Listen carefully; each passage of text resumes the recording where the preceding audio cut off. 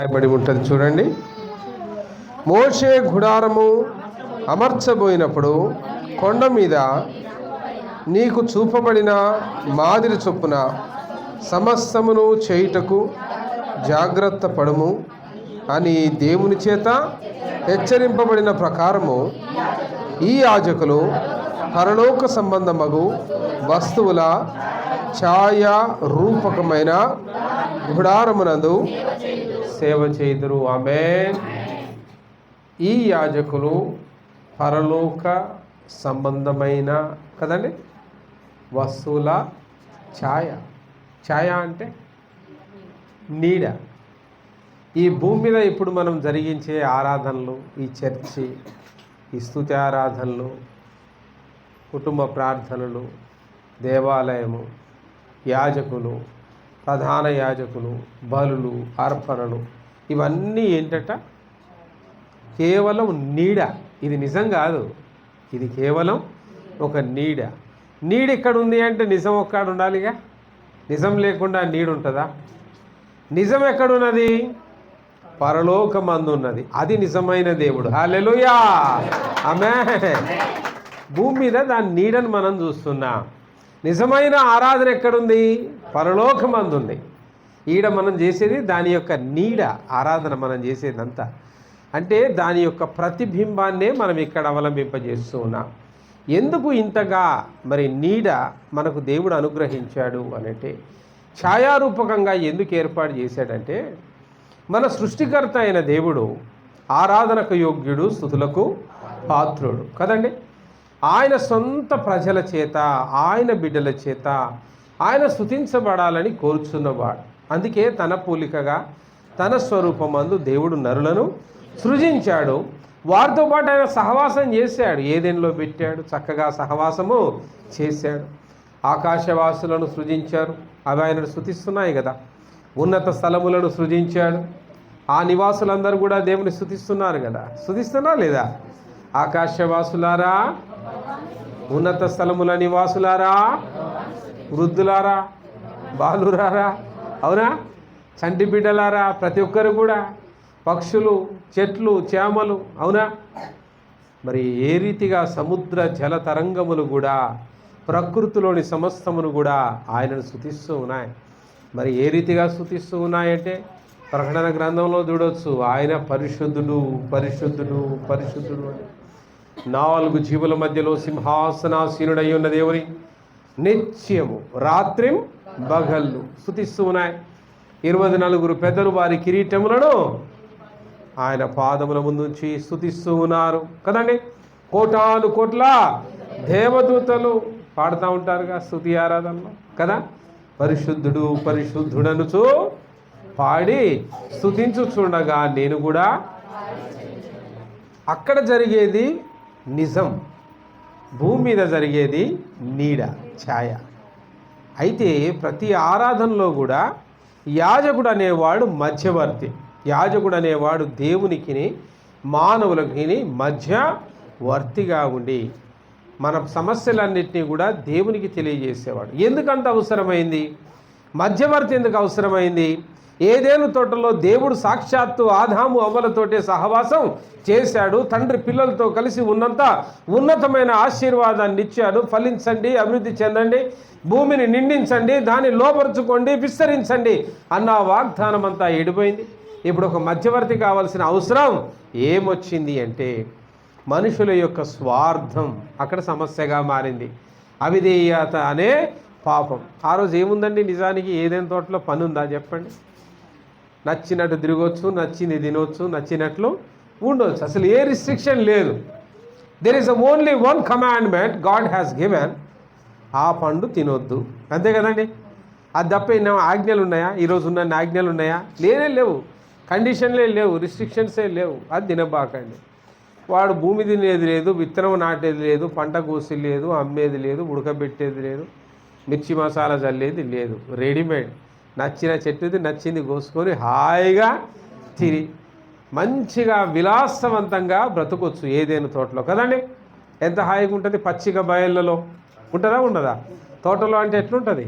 అంతా పచ్చిక బయళ్ళు, పారే సెలయేర్లు, అవునా, పర్వతాలు పాలే సెలయేర్లు చూడడానికి, పర్వతాలు చూడడానికి, పచ్చిక బయలు చూడడానికి మనం టూరిజం పోతూ ఉంటాం.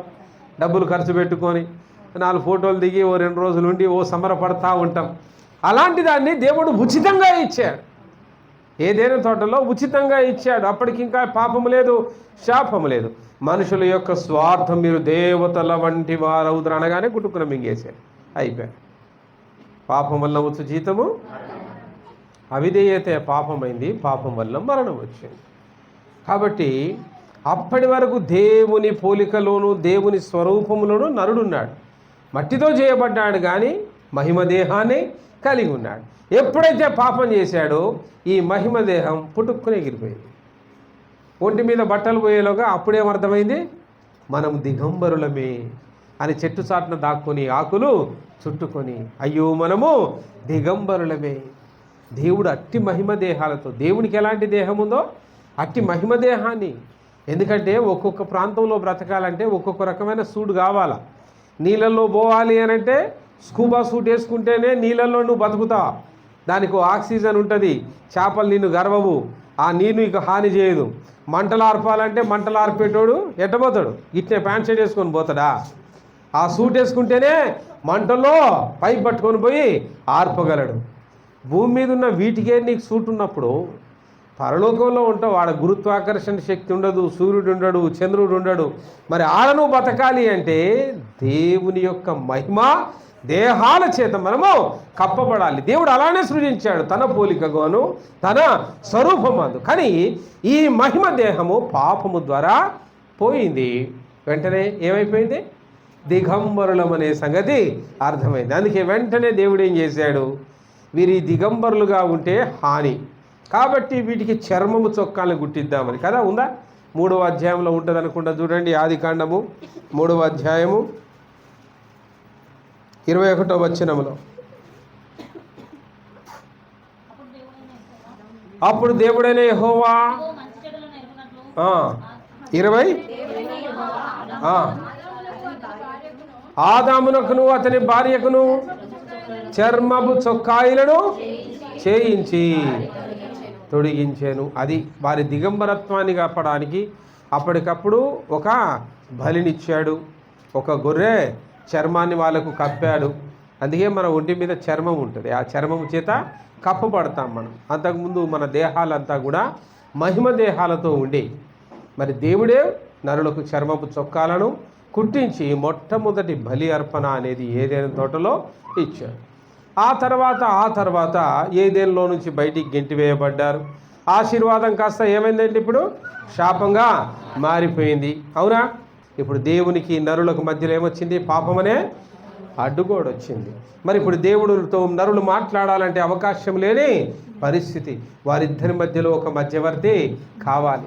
ఆ మధ్యవర్తి వచ్చేంతవరకు హృదయంలోనే తప్పించారు, హృదయంలోనే ధ్యానించారు. 4వ అధ్యాయం 4వ వచనంలో అయితే కయీన్ను కన్న తర్వాత అవ్వ అంటూ ఉన్నది కదా, దేవుని దయ వలన ఉందండి. ఆ మాట ఉందా లేదా? దేవుని దయ వలన నేను ఒక మనుషుని హల్లెలూయా అని కయీన్ అని పేరు పెట్టింది. ఆమేన్ అంటే మనసులో ఉంది, ప్రార్థన చేయడానికి తెలవదు, ప్రార్థన రాదు, దేవుణ్ణి చేరడం తెలవదు, దేవునితో ఉన్న సహవాసాన్ని పోగొట్టుకుంది. కానీ మనసులో మాత్రం దేవుని ఎడల ప్రేమ ఉంది, దేవుని ఎడల భక్తి ఉంది. దేవుడే దయ చూపాడు కాబట్టి నేను ఒక కుమారుని కన్నాను. మరి తల్లిదండ్రుల యొక్క కృప ఆశీర్వాదం అలవాట్లే పిల్లల మీదకి వస్తాయి. కయీను హేబేలు పెరిగారు, పెద్దవారు అయ్యారు. కయీను మరి ఏం చేశాడట, ఆ యొక్క పొలము పంటలో నుంచి కొంత ధాన్యాన్ని సేకరించి ప్రభువుకు అర్పణగా ఇచ్చాడు. హేబేలు ఏం చేశాడట, తొలి చూలున పుట్టిన వాటిలో నుంచి క్రొవ్విన వాటిని, హల్లెలూయా ఎంత బాగుంది కదా మాట. కయీను యొక్క అర్పణ ఎందుకు స్వీకరించబడలేదు? పుచ్చిపోయినాయో పాచిపోయినాయో తేలే, పండిన సమృద్ధిలో నుంచి కొంతే తెచ్చాడు. సాలే దేవునికి ప్లాన్ చేసిందే కయీను. మళ్ళా అన్న చేస్తాడు కదా అని తమ్ముడికి ఆలోచన వచ్చింది హేబేలుకి. హేబేలు ఏం చేశాడు, తొలి చూలున పుట్టినవి తీసుకుందాం, గిట్లా కాదు, దేవునికి గింతిచ్చుడు కాదు, తొలి చూలున పుట్టినవి తీసుకుందాం. తొలి చూలున పుట్టిన వాళ్ళల్లో కూడా క్రొవ్విన వాటినే దేవునికి బలిగా అర్పిద్దాం. హేబేలు యొక్క అర్పణ దేవునికి శ్రేష్టమైన అర్పణగా దొరికింది. దేవుడు వెంటనే హేబేలు యొక్క అర్పణ స్వీకరించాడు. ఎలా తెలిసిందండి స్వీకరించాడా లేదా అనేది? ఎట్ట తెలిసేది చెప్పండి?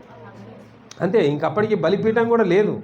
బలిపీఠం అంటే ఏంటో, బలిపీఠం కట్టడం, దహన బలులు అవేం తెలవదు. తీసుకొచ్చాడు, ఒక బుట్టలో పెట్టాడు. ఆ బుట్టలో ఇవన్నీ తీసుకొచ్చేసి అక్కడ సమర్పించి పెట్టాడు.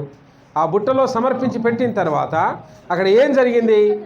ఆ బుట్టలో ఆకాశం నుంచి అగ్ని ఇలా దిగి వచ్చి దానిని దహించి వేసింది. ఎప్పుడైతే ఆకాశం నుంచి అగ్ని వచ్చి దహించి వేసిందో, ఆకాశం నుంచి వచ్చిన అగ్ని అక్కడ దహించినప్పుడు అక్కడ ఉన్న వాళ్ళందరికీ ఏంటంటే, ఆహా, దేవుడు మాట్లాడాడు, దేవుడు తప్పకుండా మనకు జవాబిచ్చాడు, దేవుడు సమాధానము ఇచ్చాడు.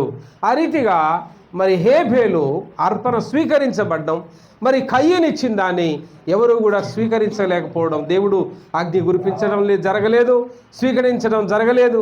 అయ్యేలోగా మరి కయ్యను బాధపడిపోయాడు, కోపం వచ్చేసింది. ఆ కోపంలో ఏం చేశాడు? తన తమ్ముడైన హేబేలును చంపివేశాడు. చూడండి ప్రియులారా, అవ్వకేమో ఏమొచ్చిందట? మనసులోనే దేవుడు దయవలన కుమారునిగా అన్నానన్న ప్రేరేపణ వచ్చింది. కయీను హేబేలులకేమో దేవుడు మాకు చేసిన మేలులకు ఏదో ఒక అర్పణివ్వాలి అన్న ఆశ వచ్చింది. ఇంకా అప్పటికి మధ్యవర్తి రాలేదు, వీళ్ళు చేస్తున్నారు. దేవుడు కూడా ఏదో రకంగా వారి యొక్క మొరను వింటున్నాడు, ప్రార్థన వింటూ ఉన్నాడు కదా, జవాబు ఇస్తూనే ఉన్నాడు. ఈ రీతిగా కాలం గడుస్తూ ఉన్నది. ఆదాము అవ్వలకు షేతు పుట్టాడు. షేతు పుట్టిన తర్వాత ఆయనకు కుమారుడు పుట్టాడు, ఏనోషు అనే కుమారుడు పుట్టాడు కదా. చూడండి 4వ అధ్యాయము 26వ వచనం అనుకుంటా. షేతునకు కూడా కుమారుడు పుట్టెను, ఏనోషు అని పేరు పెట్టెను. అప్పుడు యెహోవా నామమున ప్రార్థన చేయుట ప్రారంభమాయను. హల్లెలూయా, యేసయ్యకే మహిమ కలుగును గాక. అప్పటిదాకా ప్రార్థన ఏం లే, మనసులో అవ్వనుకుంది, దేవా నీ దయనాయనా అని అనుకుంది. అప్పటిదాకా ప్రార్థన ఇంకా స్టార్ట్ కాలే, అవునా? ఆ తర్వాత ఏం జరిగింది అక్కడ కార్యక్రమం? కయీను హేబేలు దేవునికి కృతజ్ఞత చెల్లించాలనుకున్నారు, బుట్టలో తెచ్చి దేవా అన్నారు. అంతే, ఇంకా ప్రార్థన అనేది మొదలు కాలే. ఎక్కడ మొదలైంది? ఆదాముకు కనిన 3వ కుమారుడు ఎవరైనా? షేతు. ఆ షేతుకో కొడుకు పుట్టాడు, ఏనోషు. అప్పుడు షేతు మొదలు పెట్టాడు ప్రార్థన చేయడం అనేది, షేతు మొదలు పెట్టాడు యెహోవా నామమున. అప్పటి నుంచి దేవునికి కనెక్ట్ అయ్యారు వీళ్ళు. ఇంకా అప్పటికీ కూడా మధ్యవర్తి రాలేదు, దేవుడే కనికరిస్తున్నాడు, దేవుడే మొరగా వింటూ ఉన్నాడు. ఇలా ఒక మంచితనం ఉంటూనే ఉన్నది. అదే లోకంలో మన చెడ్డతనం కూడా ఉంది. ఎవరా చెడ్డతనం? కయీను యొక్క సంతానం, అది కూడా విస్తరిస్తానే ఉన్నది. ఇటువైపు ఆదాము యొక్క సంతానం, ఇది విస్తరిస్తానే ఉన్నది. ఆదాము సంతానము దేవునితో సహవాసం మొదలుపెట్టింది. కయీను సంతానం ఇంకా భ్రష్టత్వానికి కారణమైపోయింది, ఇంకా చెడిపోతూ ఉన్నారు. రోజులు గడుస్తూ ఉన్నాయి. చివరికి మధ్యవర్తిగా ఎప్పుడు ఏ రీతిగా మధ్యవర్తి అనేది అవసరం పడుతుందంటే, మానవుల యొక్క పాపం మితిమీరిపోయి అసలు దేవుడు మాట్లాడలేని టైం ఒకటి వచ్చింది. నరులను కలిగించినందుకు ఆయన పశ్చాత్తాపపడెను. ఏ దినాలు చెప్పండి అవి? నోవాహు దినములు, అవునా? అప్పటి వరకు మధ్యవర్తి ఎవరు? అవ్వ యొక్క హృదయమే మధ్యవర్తి, కయీను హేబేలు యొక్క హృదయ సమర్పణే మధ్యవర్తి, అవునా కాదా? వీళ్ళంతా అప్పటి వరకు వారి హృదయంతోనే చేశారు. ఎప్పుడైతే నోవాహు కాలం వచ్చిందో హృదయంలో కల్మషం పెరిగిపోయింది, అంతా సంకరజాతి వచ్చింది. మళ్ళా కయీను సంతానం, మళ్ళా ఆదాము సంతానం, వాళ్ళు పెళ్ళిళ్ళు చేసుకోవడం మొదలుపెట్టారు. మళ్ళా దేవుని బిడ్డలు, మరి లోక సంబంధమైన బిడ్డలు, ఆ రీతిగా ఒక మరి దేవుని చేత ఏమాత్రం కూడా ఎన్నిక చేయబడలేని ఒక సంతానం వచ్చింది. దేవుని కుమారుడు నరు కుమార్తెలను వివాహము చేసుకొనగా నెఫీలీయులనే మరొక కొత్త తరం వచ్చింది. దేవుడు ఎందుకు చేశానరా ఈ నరులను అనుకున్నారట. కేవలం మనుషుల మధ్యలోనే కాదు, అంతరిక్ష జీవులు, ఆకాశవాసులు, దేవదూతలు, పడిపోయిన సాతాను దూతలు కూడా వచ్చి ప్రజలతో నివాసం ఉండడం, ప్రజలతో వాళ్ళు పిల్లల్ని గండం, ప్రజలతో సంతానం కలగడం, కల్మషమైపోయిన ఆ సంతానంలో దేవుడు నరులను ఎందుకు చేశానని బాధపడి నరుని మొత్తం కూడా కడిగివేయాలని నోవాహును ఏర్పాటు చేసుకున్నాడు. నోవాహు ఓడల నుంచి బయటకు వచ్చిన తర్వాత 8వ అధ్యాయము 20వ వచనం చూడండి. అప్పుడు నోవాహు యెహోవాకు బలిపీఠము కట్టి పవిత్ర పశువులన్నిటిలోను పవిత్ర పక్షువులన్నిటిలోను కొన్ని తీసుకొని దహన బలి అర్పించెను. హల్లెలూయా. ఇప్పుడు దహన బలి మధ్యవర్తి అయింది. ఆమేన్. అప్పుడేం మధ్యవర్తి అయ్యేది? వాళ్ళ హృదయమే మధ్యవర్తిగా ఉండే. నోవాహు కాలం నుంచి ఇక దేవునితో మాట్లాడాలి అని అంటే ఇప్పుడు అక్కడ ఏం జరిగింది? ఒక బలిపీఠం కట్టాల్సి వచ్చింది. దాన్ని ఆల్టర్ అంటాం. దహన బలిని ఆల్టర్ అంటాం. ఆ దహన బలి తర్వాత కాలంలో మోషే కాలంలో కూడా దేవాలయంలో ఆ దహన బలి కంటిన్యూ అయింది. నోవాహు స్టార్ట్ చేసిన దహన బలి అక్కడి నుంచి కంటిన్యూ అయింది. దాని మీద ఏ జంతువుల్ని బలిగా ఇచ్చారట? పవిత్ర జంతువులని, పవిత్ర పక్షులని. అందుకే నోవాహు పవిత్రమైనవి తీసుకున్నాడు. చూడండి, అపవిత్రమైన వాటిని సెలెక్ట్ చేసుకోలే. పవిత్రమైన వాటిని కొన్ని తీసుకుపోయాడు, బలిపీఠం కట్టాడు, బలి అర్పించాడు.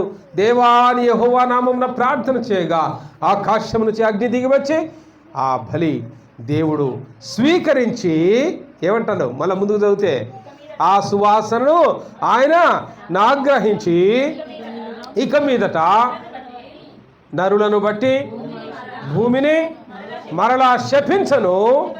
ఎందుకనగా నరుల హృదయాలోచనలు వారి బాల్యము నుండే చెడ్డవి. నేనిప్పుడు ఇక సమస్త జీవులకును సంహరింపను. శాపం పోయింది, సంహారం పోయింది. అవునా? అన్నాడా లేదా? ఇక నేను శపించను అన్నాడు. తర్వాత ఏమన్నాడు? ఇక నేను సంహరించను అన్నాడు. ఈ రెండు ఎప్పుడు సాధ్యపడ్డాయి? హృదయంలో తలంచుకుంటే సాధ్యపడ్డదా? దేవునికి అర్పణ చెల్లించే సాధ్యమైందా? యెహోవా నామములో ప్రార్థన చేయగానే సాధ్యమైందా? ఎప్పుడు సాధ్యమైంది? దేవునికి నరులకు మధ్యలో ఒక మధ్యవర్తి వచ్చినప్పుడు సాధ్యమైంది. ఆ మధ్యవర్తే బలిపీఠం. ఆ మధ్యవర్తే బలిపీఠం. దాని మీదే బలి. అర్థమైందా? ఆ బలి అర్పించడం ద్వారానే దేవునికి మానవులకి మధ్యలో ఇప్పుడు ఆ గొర్రెపిల్లే మధ్యవర్తిగా నియమించబడ్డాడు. హల్లెలూయా. ఎవరా గొర్రెపిల్ల? లోక పాపమును మోసుకొని పోచునా దేవుని గొర్రెపిల్ల ఇతనే అని యేసు క్రీస్తు ప్రభు పిలువబడ్డాడు. ఇప్పుడు ఆయనే మనకు మధ్యవర్తి. అందుకే హెబ్రీలకు రాసిన పత్రిక 8వ అధ్యాయం అంతా మనకు ఒక మధ్యవర్తి ఉన్నాడు. ఆ మధ్యవర్తి మనల్ని దేవుని కలుపుతూ ఉన్నాడు. పరలోకమందున్న సమస్త ఆరాధనలు, సమస్త విధమైన భూమి మీద మనకు చూస్తూ ఉన్న ఛాయారూపకాలు అని అంటూ ఉన్నాడు. ఈ రీతిగా మరి దేవుని స్తుతించడం, దేవునికి మధ్యవర్తిగా మరి ఆ బలిపీఠం అనేది ఉండడం. తర్వాత కాలంలో మోషే కాలంలో కేవలం బలిపీఠం కాదు, ఆల్టరే కాదు, ఇంకేం చేశాడు? ఒక గుడారాన్నే దేవుడు ఏర్పాటు చేశాడు. గుడారంలో ఆవరణమనియు, దేవుని యొక్క పరిశుద్ధ స్థలమనియు, అతి పరిశుద్ధ స్థలమనియు, దాంట్లో మరి యొక్క బలిపీఠం అనియు ఇన్ని భాగాలు ఏర్పాటు చేశాడు. సొలొమోను కాలంలో ఇక టెంట్ కాదు, గుడారం కాదు, ఏకంగా దేవాలయమే కట్టబడ్డది. ఏది కట్టినా, ఏది చేసినా, గోడలతో కట్టినా, మరి ఏది గుడ్డతో డేరాలు వేసినా, రాళ్లతో బలిపీఠం కట్టినా, అన్నిటి యొక్క సారాంశం ఏంది? ప్రజలను దేవుణ్ణి కలపడానికి మధ్యవర్తి కావాలి. మొదటి మధ్యవర్తిగా బలిపీఠం, రెండవ మధ్యవర్తిగా గుడారం, మూడవ మధ్యవర్తిగా సాక్షాత్తు సొలొమోను కట్టిన దేవాలయం. దేంట్లో అయినా బలి అర్పించకుండా మాత్రము దేవుడు మాట్లాడేవాడు కాదు. దేవుడు ఉన్నాడు అని చెప్పడానికి, అయ్యా ఈ పెళ్లి మేము చేసుకోవచ్చా లేదా అంటే, నువ్వు అర్పించిన బలి ఆకాశం నుంచి అగ్ని కురిసి మండాల, అప్పుడు ఈ సంబంధం దేవుని చిత్తమని ఆ రోజుల్లో వాళ్ళకు అర్థమైందా? ఈ రోజుల్లో మనం చేస్తున్నామా? లే, ప్రార్థన చేసుకున్నా దేవుడు మాట్లాడుతున్నాడు. ఎందుకంటే ఇప్పుడు యేసయ్యే మనకు మధ్యవర్తి. హల్లెలూయా, ఆమేన్. లేదంటే దేవాలయానికి ఒక కోడె తీసుకుపోయి, పెళ్లి రోజు కాదు కోసేది, ముందే అసలు ఈ సంబంధం అవునా కాదా తెలుసుకోవడానికే ఒక కోడెని తీసుకుపోయి నువ్వు బలి అర్పించాలి. అది ఇక నీ కిస్మత్ మీద ఉంటుంది. దేవుడు సరే అనడానికో మండుద్ది. మండిందంటే ఆహా పెళ్లి సంబంధం ఓకేరా అనుకుంటాం. అది మండలేదనుకో మళ్ళీ రెండో సంబంధం చూసుకోవాలి. మళ్ళీ రెండో సంబంధం చూసిన తర్వాత మళ్ళీ రెండో కోడె. ఇక నీ బతుకులో 10 కోడెలు తీసుకుపోయినా అది మండలేదంటే నీ డబ్బులు, నీ కట్నాలు, నీ పెళ్లి ఖర్చులన్నీ కూడా బలులు అర్పించడానికే. అవునా? చూడండి ప్రియులారా, దేవుడు ఎంత అవుదా గొప్ప దేవుడు మన దేవుడు, ఎంత సర్వాధికారి, ఎంత సర్వాంతర్యామి అయిన దేవుడో. మన మీద భారము తగ్గించడానికి సాక్షాత్తు ఆ దేవుడే మన మధ్యలోకి దిగి వచ్చాడు. ఆ రీతిగా మరి నోవాహు కల్పించిన ఈ యొక్క బలి అర్పణలు అనేది నోవాహుతోటే ప్రపంచానికి పరిచయం అయిందండి. దేవుడు మాట్లాడాలంటే బలి ఇవ్వాలి కదండి. రక్తము చిందించబడితేనే పాపము పోతుంది. మనకు దేవునికి అడ్డుగోడగా నిలబడ్డ ఆ పాపం పోవాలి అంటే ఏం కావాలి? రక్తము చిందించబడాలి. కాబట్టి ఈ బలి అర్పణను నోవాహు యొక్క కుమారుడు షేము, హాము, యాఫేతులు ప్రపంచవ్యాప్తంగా చెదిరిపోయినప్పుడు ప్రపంచవ్యాప్తంగా ఈ బలి అర్పణను ఈరోజు ప్రపంచంలో ఎక్కడ ఎవరు ఏ బలులు ఇస్తున్నా దానికి మూల కారణం నోవాహే. నోవాహు ప్రారంభించబడ్డ బలి దేవునితో మాట్లాడడానికి నరులకును దేవునికి మధ్యవర్తిగా ఆ బలిపీఠం ఆ రోజు ప్రారంభించబడ్డది. తర్వాత కాలంలో అబ్రహాము కూడా బలి అర్పించినట్టుగా ఆది కాండంలోనే మనం గమనించవచ్చు కదండి. 12వ అధ్యాయం 8వ వచనంలో అబ్రహాము ఒక బలిని అర్పించినట్టుగా మనం చూస్తాం. 26వ అధ్యాయం 25వ వచనంలో ఇస్సాకు కూడా ఒక బలిపీఠమును కట్టి బలి అర్పించినట్టుగా మనం చూడవచ్చు. మరి 35వ అధ్యాయం 7వ వచనంలో యాకోబు కూడా ఒక బలిపీఠాన్ని కట్టి మరి బలి అర్పించినట్టుగా మనం చూడవచ్చు. నోవాహు కాలం నుంచి ఇప్పుడు దేవునికి మానవులకి మధ్యవర్తిగా ఎవరు వచ్చారు? బలిపీఠము. ఆ బలిపీఠమే మోషే కాలంలో ఏమైంది? గుడారముగా మారింది. ఆ గుడారమే సొలొమోను కాలం ఏమైంది? దేవాలయముగా మారింది. ఆ రకంగా దేవునికి నరులకు మధ్యవర్తిగా ఈ బలిపీఠం ప్రారంభించబడ్డది. ఎప్పుడైతే బలి అర్పించారో పాపము శాపం రెండు కూడా ఏమైపోయాయి? అయిపోయింది. అవునా?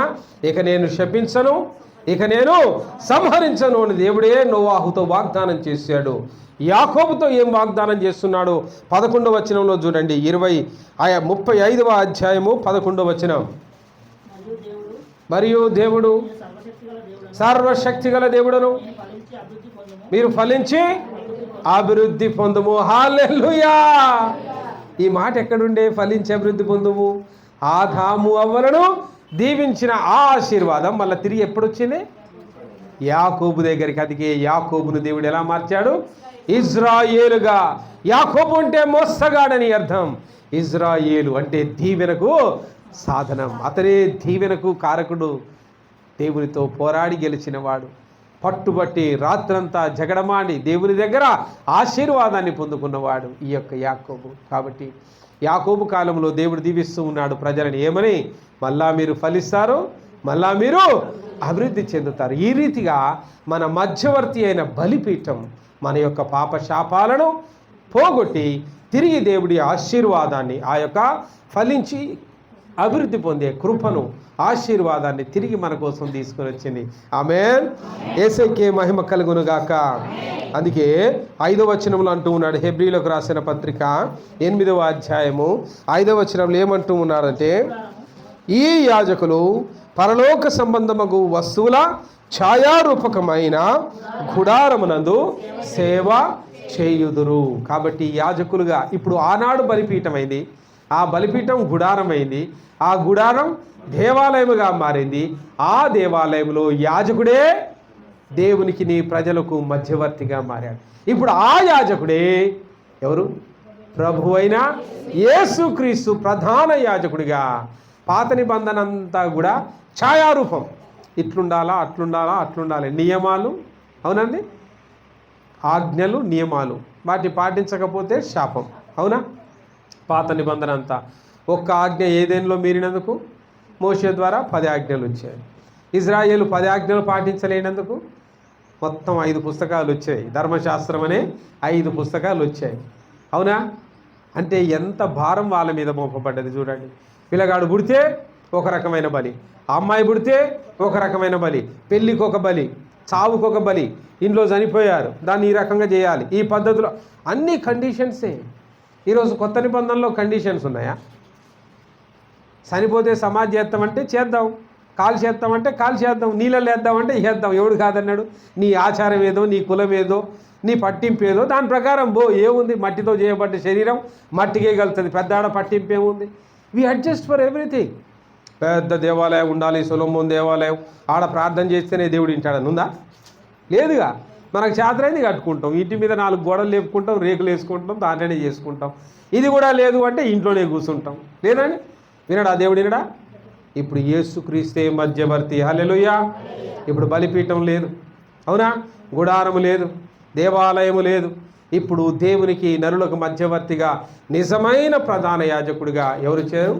యేసయ్యే. అందుకే ఆయన మన ప్రధాన యాజకుడు. యేసుక్రీస్తు ప్రభువు కా పేరు 10వ వచనంలో ఉంటుంది కదా, చూడండి.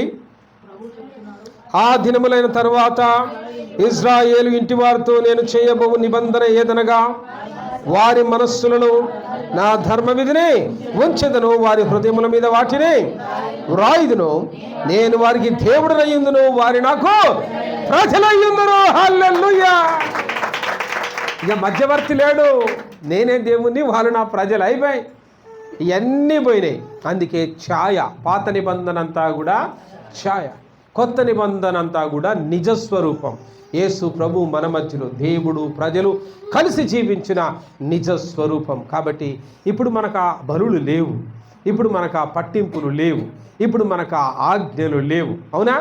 ఇప్పుడు మనకున్నదంతా విశ్వాసమే. ఆమేన్. విశ్వాసంతో ఏడ కూర్చుంటే అక్కడ దేవుడు నీతో పాటే ఉన్నాడు, ఎక్కడ ప్రార్థన చేస్తే ఆయన. అందుకే ఇర్మియా గ్రంథంలో అంటాడు కదా, ప్రవక్త అయిన ఇర్మియా 31వ అధ్యాయం 33వ వచనంలో ఏమంటున్నాడో చూడండి.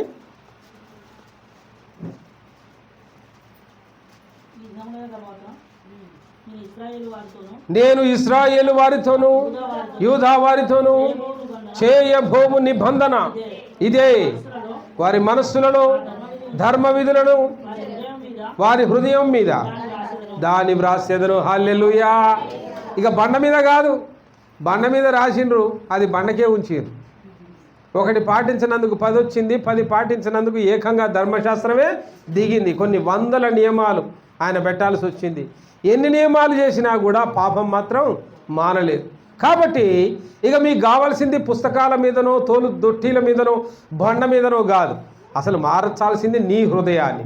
బండ లాంటి నీ హృదయాన్ని మెత్తటి మాంసము హృదయముగా మార్చి, హృదయం అనే పలక మీద నా న్యాయ విధులను రాసేదరు. అందుకే యేసే దగ్గరికి వచ్చేవాడు ఎలా రావాలి? విరిగి నలిగిన హృదయంతో, కఠినమైన హృదయంతో, పొగరుబట్టిన హృదయాలతో దేవుని దగ్గరికి వస్తే ఆయన కార్యాలు నీవు చూడలేవు. అందుకే పౌలు గారు కొరింథీయులకు రాసిన పత్రికలో, 2వ పత్రికలో 3వ అధ్యాయము 3వ వచనంలో ఈ రీతిగా అంటూ ఉంటాడు, చూడండి. రాతి పలకల మీద కానీ సిరాతో కానీ వ్రాయబడక మెత్తని హృదయముల మీద, పలకల మీద జీవము గల దేవుని ఆత్మతో. ఆమేన్. ఎలా రాశాడట? జీవము గల దేవుని ఆత్మతో హృదయమనే పలకల మీద. ముందు అది మెత్తగా కావాలి, విరిగి నలిగితే మెత్తగా అయితే అప్పుడు దాని మీద రాయబడుతుంది. అప్పుడు నీ చేతిలో బైబిల్ లేకపోయినా ఏమి లేకపోయినా మాటలన్నీ ఎక్కడుంటాయి?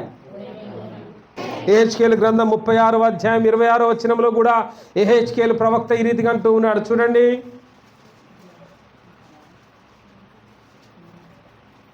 36:26 నూతన హృదయము మీకిచ్చేదను, నూతన స్వభావము మీకు కలగజేసేదను. హల్లెలూయా. రాతి గుండె పోయిందిగా, ఏమొచ్చింది? మాంసపు గుండె వచ్చింది, నూతన స్వభావం వచ్చేసింది. పాతోడు చచ్చిపోవాలా. పౌలు గారు అంటారు కదా, నేను సిలువ వేయబడ్డాను, చనిపోయాను, నా పాత స్వభావం, ప్రాచీన స్వభావం పోయింది, చచ్చిపోయాను. దైవత్వం మనలో కనపడాలి, దేవుని స్వభావం మనలో కనపడాలి.